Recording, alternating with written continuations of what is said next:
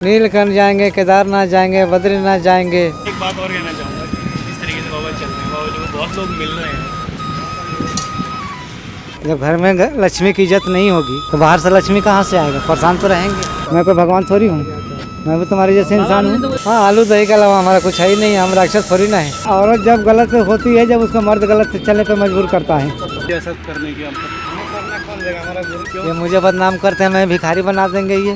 ऐसे महान पुरुषों को दर्शन मिलना तो बहुत हम बड़े बड़े महान हैं। नहीं होंगे, पर हमारे तो हम तो आपको देख रहे हैं। फिलहाल बाबा जी बात कर रहे हैं। बाबा जी अपना कमंडल लेके चल रहे हैं साथ में। बाबा ने इस तरह से अपने पाँव के लगाए हैं। बाबा जी ने शिकायत नहीं की कि मेरे पैर खराब हैं। नेपाल, बिहार, यूपी, हरियाणा, दिल्ली, राजस्थान, पंजाब, हिमाचल, कश्मीर। और टेक्नोलॉजी भी आपको सब पता है। फोन कैसे सिस्टम सब इंग्लिश नहीं जानते क्या होगा अभी देखो बाबा जी लोग क्या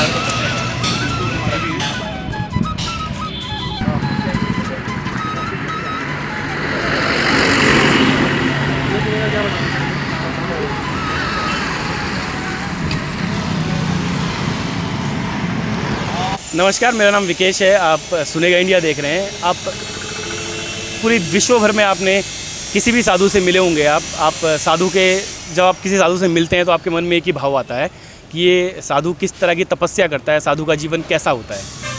अभी मैं देहरादून की सड़क से हाईवे से गुजर रहा था, हरिद्वार बाईपास से, तो मुझे इसी तरह के एक साधु मिले, इसी तरह के एक बाबा मिले। पहले तो मैंने देखा कि कोई छोटे बाबा लग रहे थे मुझे। मैंने कहा शायद कोई कम हाइट वाले बाबा रहे होंगे, लेकिन जब मैंने नज़दीक जाके देखा तो मैंने देखा बाबा जी घुटनों के बल चल रहे हैं। अब बाबा जी ये भी कहते हैं कि जब मैंने बाबा जी से पूछा कि आपको ये पैर कब से ख़राब हैं, तो बाबा जी ने कहा कि मेरे पैर ख़राब नहीं हैं, ख़राब उन लोगों के पैर जो चल भी नहीं पाते हैं। तो मेरे साथ बाबा जी मौजूद हैं इस समय। तो बाबा जी आप देहरादून में चल रहे हैं, अभी मैंने देखा आप बता रहे थे कि आप आसाम से हैं, तो कब से आप ये सफ़र कर रहे हैं और मतलब क्या मकसद है चलने का, इस तरह से चलने का? तो कुछ नहीं है, बस चलते जा रहे हैं। मकसद क्या होना? साधु है। साधु का क्या मकसद होगा? दुनिया को अभी भी समझना है तो समझे, नहीं तो मिट्टी में मिले, क्या फ़र्क पड़ता है? देना है, खाना है, गाय को खिलाएंगे, शुगर को, तो परिणाम क्या होगा? नहीं, बाबा जी बता रहे थे कि वो आसाम से आए हैं। और बाबा जी बहुत बड़ा, इतना बड़ा झोला है बाबा जी का। और पैरों में आप देखेंगे एक तरीके से, तो आप पैरों में इस तरीके से त्रिपाल बांधा गया है। और ये ताकि सड़क पे चल सकें। बहुत बड़ी रबड़ है, जो टायर पे रबड़ यूज़ होती है, वो टायर का रबड़ है, ये यूज़ किया गया ताकि सड़क पे चल सकें बाबा जी। और पूरी सुविधा के साथ चल रहे हैं बाबा जी। ये भी नहीं है कि कोई ऐसा साधु चल रहा है जिसको पता नहीं है कि कैसे चलना है। बाबा जी बहुत मैंने देखा पहले कुछ लोगों ने बाबा जी को पानी पिला रहे थे, फिर बाबा जी फ्लाईओवर के ऊपर आई, हरिद्वार बाईपास की रोड है, आप देखोगे अगर तो ये हरिद्वार बाईपास है। और इस रोड पे जब मैंने बाबा जी को चलते हुए देखा फ्लाईओवर के ऊपर से, तो मैं सोचने लगा कि बाबा जी कहाँ से चल के आ रहे होंगे, बाबा जी का ये सफ़र कितना लंबा रहा होगा। और फिर मैंने बाबा जी को रोका, फिर मैंने बाबा जी से बात करना शुरू किया। काफ़ी लंबे हमारी बिना कैमरे के बात हुई है। बाबा जी को मैंने किसी तरीके से मनाया कि आप कैमरे में बात करिए, क्योंकि वो पहले मना कर रहे थे कि मैं कैमरे में बात नहीं करता हूँ किसी से, लेकिन बाबा जी माने और हम बाबा जी से अब बात कर रहे हैं। फ़िलहाल बाबा जी का फ़ोन आया है, ये भी पूछेंगे हम। बाबा जी फ़ोन रख रहे हैं, बाबा जी चल रहे हैं, बाबा जी के पास बैग भी है, बाबा जी बहुत बड़ा बैग है। ये सब चीज़ें बाबा जी के किस तरह से चल रही हैं और साधु का जीवन कैसा होता है, बाबा का जीवन कैसा होता है। फ़िलहाल बाबा जी बात कर रहे हैं। बाबा जी अपना कमंडल लेके चल रहे हैं साथ में। और सबसे अच्छी बात ये लगी मुझे बाबा जी की कि मैं बाबा से बात की तो बाबा जी कह रहे थे कि मेरा पैर ख़राब नहीं है। आप देखिए बाबा जी के बाबा जी की कह रहे हैं कि मेरा पैर ख़राब नहीं है। वो लोग जो इस धरती में पैर होने के बावजूद भी नहीं चल पा रहे हैं, पैर उनके ख़राब है, मेरे पैर ख़राब नहीं है। बाबा जी ने शिकायत नहीं की कि मेरे पैर ख़राब हैं। तो शायद बाबा जी किसी से बात कर रहे हैं, क्योंकि बाबा मुझे लगता है कि बाबा जी ने बहुत राज्य घूम चुके हैं। बाबा जी कह रहे हैं हिमाचल में 5 साल रहे हैं, कुछ साल बॉम्बे में रहे हैं, कुछ साल इलाहाबाद में रहे हैं, अब उत्तराखंड में पहुँचे। तो बाबा जी शायद बहुत सारे कांटेक्ट होंगे बाबा जी के जो बात करना चाहते होंगे बाबा जी से। तो बाबा जी किसका फ़ोन आ रखा था? हाँ जी, फ़ोन किसका आया था? तुम्हारे जैसे लोगों का। अच्छा, तो मतलब इस तरीके से आपको मतलब लोग जानते रहते हैं, पहचानते रहते हैं, आपसे नंबर लेते रहते होंगे। ये इलाहाबाद का फ़ोन है। अच्छा, तो मतलब आप मुझे पहले ये समझाइए। पहले जो फ़ोन था वो चंडीगढ़ का था। अच्छा, तो आपको फ़ोन देते हैं लोग? हाँ, अच्छा, ये फ़ोन तो इन्हीं लोगों का है जिसको फ़ायदा हुआ, जैसे तुम्हारे सामने तो हुआ। हाँ। अच्छा, फिर वैसे फ़ोन आया। तो मुझे समझाइए, आप असम के रहने वाले हैं, आप कब असम से बाहर निकले, कहाँ कहाँ रहे हैं? आप बता रहे थे आप कितने कितने साल किस किस राज्य में रहे हैं?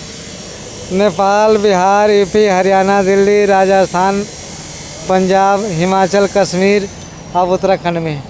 तो आप तो पूरे देश घूम चुके हैं।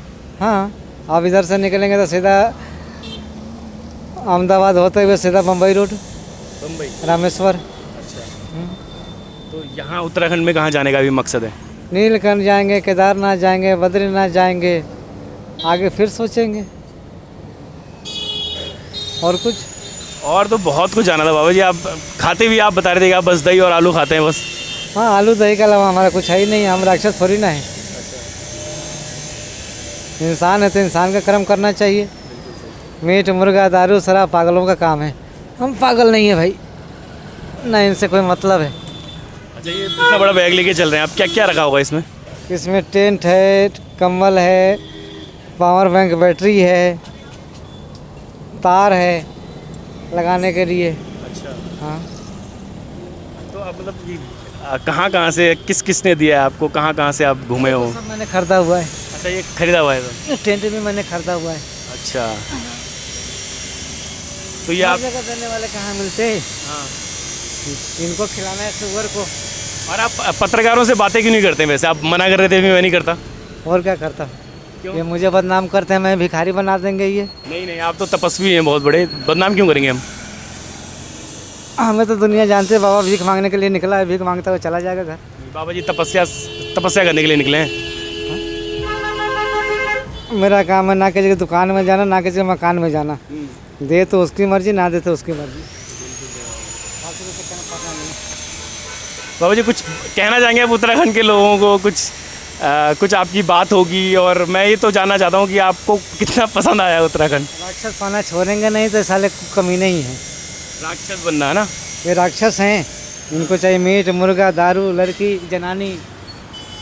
ये माँ बहन की इज्जत नहीं करेंगे, बेइज्जती करेंगे। हाँ, तलात भी तो यही खाएंगे ना।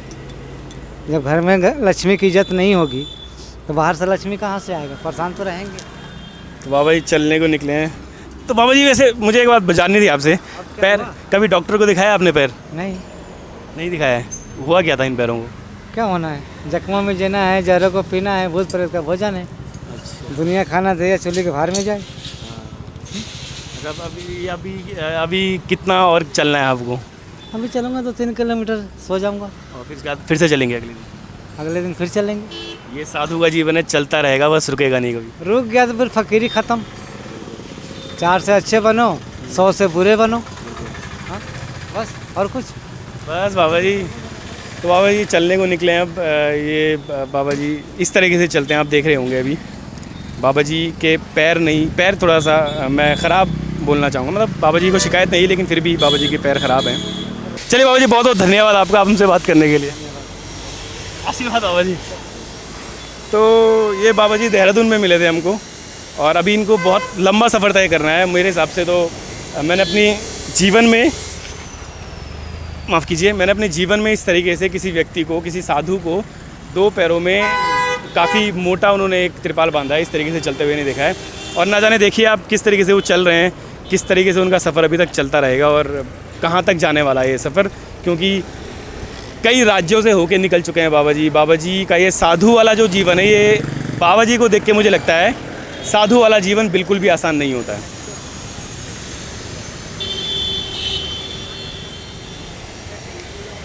अब मैं इससे ज़्यादा क्या कहूँगा, हम तो जैसे बाबा जी ने कहा, हम दानव किस्म के प्राणी हैं, क्योंकि हम मांस खाते हैं और इसीलिए बाबा जी दही खाते हैं। बाबा जी उबला हुआ आलू के अलावा कुछ नहीं खाते, उबले हुआ आलू और दही के अलावा। तो मैं बाबा जी के बारे में कुछ कहने के लायक तो नहीं हूँ, लेकिन इस वीडियो को यहाँ पे ख़त्म कर रहा हूँ, क्योंकि ताकि आप जानें साधु बनना कोई आसान काम नहीं है। कोई भी व्यक्ति अगर हरिद्वार में आपको लगे कि साधु है, तो आप उसका मजाक मत उड़ाइए। आपको लगना चाहिए कि साधु का जीवन बहुत ही ज़्यादा कठिन होता है। और इस तरह के जो तपस्वी साधु होते हैं, उनके बारे में मैं एक ही बात कहना चाहूँगा कि प्रणाम है इन तरह के तपस्वी साधुओं को। मुझे इजाज़त दीजिए। मेरा नाम विकेश है, मेरे कैमरे के पीछे मेरे साथ दिविज बहुगुणा हैं, और देवभूमि की इस धरती से बाबा जी के साथ बाबा जी को प्रणाम करते हुए, बाबा जी की तपस्या को प्रणाम करते हुए मैं इजाज़त लेना चाहूँगा। हम सभी देहरादून की राजधानी में यूनिवर्सिटी में यहाँ पे हैं और बच्चों के बस चल रहे हैं। आप किसकी वजह से किसकी कहाँ तक जाओगे आप? बच्चों के बस आसाम से चल के आ रहे हैं और बोल रहे हैं कि नीलकंठ तक जाएंगे। सावन के एक बात और कहना चाहूँगा कि इस तरीके से बाबा चल रहे हैं, बाबा जी को बहुत लोग मिल रहे हैं।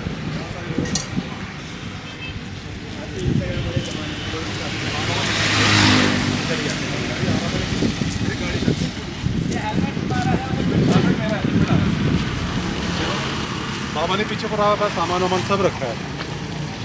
ये देखिए कुछ मीडिया वाले भी यहाँ पे आए हैं। बाबा के सामने भी नहीं है, बाबा भी नहीं है, बाबा ऐसे चलते क्या हुआ देखो बाबा जी लोग प्यार तो करते हैं। जब तक किसी भी नारी को अगर कष्ट ना हो तो अपना घर नहीं छोड़ती। बिल्कुल सही। आप एक काम करो, उससे रिक्वेस्ट करो कि हम क्या क्यों करें? हमारे सामने नहीं। थोड़ी ना बैठे कि मैं बताऊं। नहीं, आप अपील करो, अपील हम क्यों करें? अपील करो आप।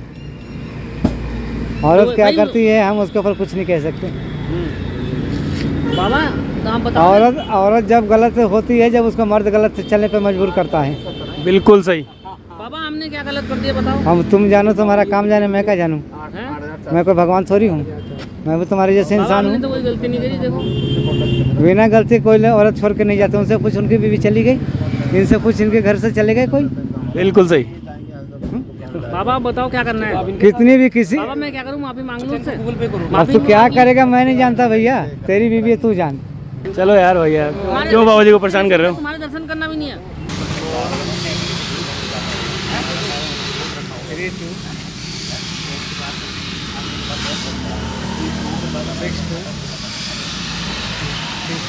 ये लोग परेशान कर रहे हैं लोगों ने, हम जैसे लोगों ने हमें कोई परेशान नहीं करता। हम जैसे लोगों ने रुक के परेशान कर दिया।